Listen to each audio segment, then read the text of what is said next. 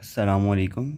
Last video में मैंने आप लोग को यहाँ तक करा दी थी KSP वाला जो न्यूमेरिकल्स था, जो मॉडल पेपर का क्वेश्चन नंबर 8 है, शॉर्ट का क्वेश्चन नंबर 8 है।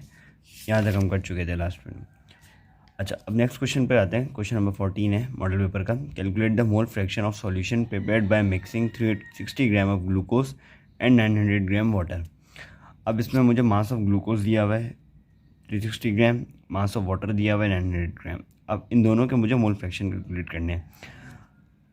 तो मोल फ्रैक्शन निकालने के लिए सबसे पहले मुझे दोनों के मोल्स पता होने चाहिए। ग्लूकोज का भी मोल्स पता होना चाहिए और वाटर का भी मोल्स पता होना चाहिए। तो मैंने जो इस तरह से मोल्स निकालते कि mass divided by molar mass, तो मैंने उस फॉर्मूले से मैंने ग्लूकोज का मास रख दिया और ग्लूकोज का जब मैंने मोलर मास कैलकुलेट करा तो वो 180 था।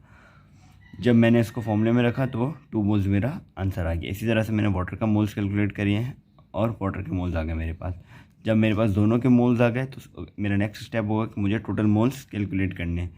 तो जब मैंने टोटल मोल्स कैलकुलेट करे तो वो आ गए 52 मोल्स। ठीक है, अब मैं आऊँगा अपना जो मेन जो है मेरा मोल फ्रैक्शन कैलकुलेट करना है, मैं वो कैलकुलेट करूँगा। तो मोल फ्रैक्शन निकालने का फॉर्मूला क्या है कि मोल्स ऑफ ग्लूकोज, मतलब जिसका भी मोल फ्रैक्शन निकालना है सबसे पहले उसके ऊपर मोल्स आ जाएंगे और डिवाइड करेंगे उसको टोटल मोल से जो हम ऑलरेडी कैलकुलेट कर चुके होंगे। मैंने वही वैल्यूज फॉर्मूले में रखी, मैंने ग्लूकोज का मोल फ्रैक्शन आ गया। एंड देन इसी तरह से मैंने वाटर के निकालना था तो वाटर के मोल्स रखे डिवाइडेड बाई टोटल मोल्स। तो इस तरह से मैंने वाटर के भी मोल्स कैलकुलेट कर लिए। तो ये मेरे दोनों के आंसर आ गए। ठीक है, तो ये क्वेश्चन हो गया हमारा। नेक्स्ट क्वेश्चन पे देखते हैं। नेक्स्ट क्वेश्चन क्या है। If Kc for the reaction at 727 degree centigrade is 4.2 exponent -3, calculate its Kp। मुझे Kp की वैल्यू कैलकुलेट करनी है और मेरे पास ये रिएक्शन दिया हुआ है। ठीक है, तो मेरे पास टेम्परेचर दिया हुआ है 727 डिग्री सेंटीग्रेड। अच्छा, जब हम Kp की वैल्यू कैलकुलेट कर रहे होंगे तो उसमें R आएगा। R के लिए जब मैं R की वैल्यू लूँगा 0.0821, उसके लिए मुझे टेम्परेचर केल्विन में चाहिए होगा। तो मैंने केल्विन में कन्वर्ट करने के लिए 727 में 273 ऐड करा दिया, तो ये 1000 केल्विन हो गया। Kp कैलकुलेट करना है मुझे और Kc गिवन है मुझे। अब Kp का फॉर्मूला क्या होता है, Kc RT डेल्टा एन। अब डेल्टा एन कहाँ से आएगा, डेल्टा एन यहाँ से आएगा कि मेरे पास यहाँ पर 3 मतलब प्रोडक्ट्स माइनस रिएक्टेंट। प्रोडक्ट्स के जो मेरे पास कॉन्स्टेंट कितने 4 + 1 5 हो गया, या 2 + 1 3। 5 में से 3 मैंने माइनस करा तो कितना आ गया, 2 आ गया। मेरे पास डेल्टा एन भी आ गया। ठीक है, अब मैंने वैल्यूज पुट करनी सिंपल। Kc की वैल्यू मैंने रख दी 4.2 एक्सपोनेंट -3, R की वैल्यू 0.0821 मल्टीप्लाई बाय 1000। टेम्परेचर मेरा 1000 और 2। अब आपको पता है डेल्टा एन की वैल्यू मैंने 2 निकाली यहाँ पे, वो यहाँ पे रख दी। जब मैंने सबको सॉल्व करा तो मेरे पास ये आंसर आ गया Kp का 28.24 atm²। ठीक है, यहाँ पे हो गया मेरा क्वेश्चन कंप्लीट। नेक्स्ट, अब लॉन्ग में एक एंथैल्पी कैलकुलेट करने का न्यूमेरिकल आया है, वो देखते हैं। Calculate the enthalpy of combustion of propane at 25 degree centigrade by given information. अब मुझे इसमें डेल्टा एच दिया हुआ है, जो वैल्यू दी हुई है मुझे वो दी हुई है C3H8 की -104 किलो जूल पर मोल CO2 की और H2O की। ठीक है, अच्छा मैं इक्वेशन लिखना भूल गया था तो वो मैंने इक्वेशन लिख दी है। ठीक है, C3H8 + 5O2 3CO2 + 4H2O।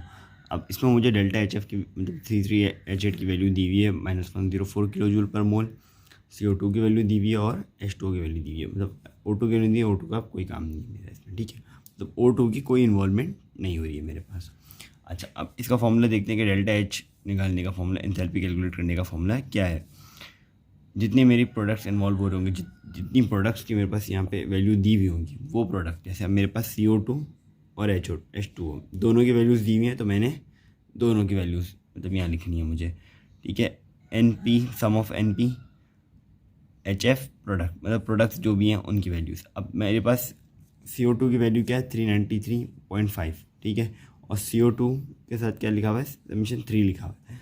तो मैंने 3 को -393.5 से मल्टीप्लाई करा दिया। बीच में प्लस की साइन आ गई मेरे, क्योंकि मेरे पास दोनों प्रोडक्ट्स हैं मेरे, तो मैंने प्लस की साइन लगाई बीच में। आगे मैंने लिखा अब मेरे पास H2O की है। H2O में क्या है मेरे पास -285.8 और H2O के साथ क्या लिखा हुआ है 4। तो मैंने 4 × -285.8 ये दोनों वैल्यूज़ लिख दी मैंने यहाँ पे। और यहाँ पर मैंने रिएक्टेंट्स की रिएक्टेंस में क्या आ गया मेरे पास -104 से मेरे पास C3H8 की वैल्यू दी हुई थी, तो मैंने सिर्फ उसकी वैल्यू लिखी और C3H8 के साथ क्या पे यहाँ पे 1 है, तो मैंने उसको 1 से मल्टीप्लाई करा दिया। जब मैंने इस पूरी चीज़ को सॉल्व करा तो मेरे पास इसकी जगह ये वाली वैल्यू आ गई, 4 को -25.8 से मल्टीप्लाई करा तो ये वैल्यू आ गई मेरे पास, और -104 को 1 से मल्टीप्लाई कराया तो -104 आ गया। फिर इन दोनों को आपस में माइनस माइनस प्लस प्लस किया तो 23.7 -23.7 आ गया प्लस 104, और एट दी एंड मेरी पास जो इंथैल्पी कैलकुलेट हो गई वो हो गई -2219.7 किलो जूल पर मोल। ठीक है। अच्छा, अब एक क्वेश्चन रह गया, लास्ट क्वेश्चन रह गया, वो है calculate the molar mass of a given gas whose diffusion rate is 2.83 times the diffusion of methane. मतलब डिफ्यूजन ऑफ मीथेन के 3.383 टाइम्स से ज़्यादा है। मतलब अब मीथेन का मुझे 1 दिया हुआ है, मतलब जब दिया हुआ ही नहीं तो इसका मतलब 1 है उसका रेट, और जो एक्स गैस है जो मुझे अभी जिसका मोलर मास मालूम करना है उसका जो रेट है वो है 2.83। ठीक है, मतलब 1 से 2.3 टाइम ज़्यादा। मतलब जब मैं 1 को 2.83 टाइम से मल्टीप्लाई करूँगा तो मेरे पास 2.83 आएगा। तो मतलब जो मेरी एक्स गैस है उसका जो रेट है वो क्या होगा, ऑब्वियसली 2.83 होगा। तो मैंने RX करके 2.83 लिख दिया, और RCH4 मतलब मेरा मीथेन का जो रेट है वो हो गया 1। अब मेरे पास मोलर मास किसका है, CH4 का मेरे पास मोलर मास हो गया, कार्बन का 12, ऑक्सीजन का और हाइड्रोजन का 4, तो 16 हो गया।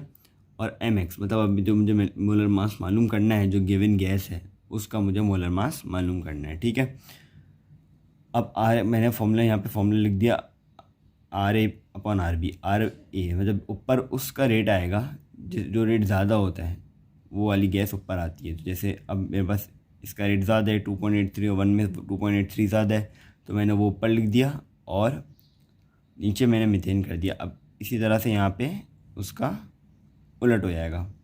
ठीक है, उसको फ्लिप कर देंगे। अब यहाँ पे रेट ज़्यादा है वो ऊपर है, यहाँ पे जिसका मोलर मास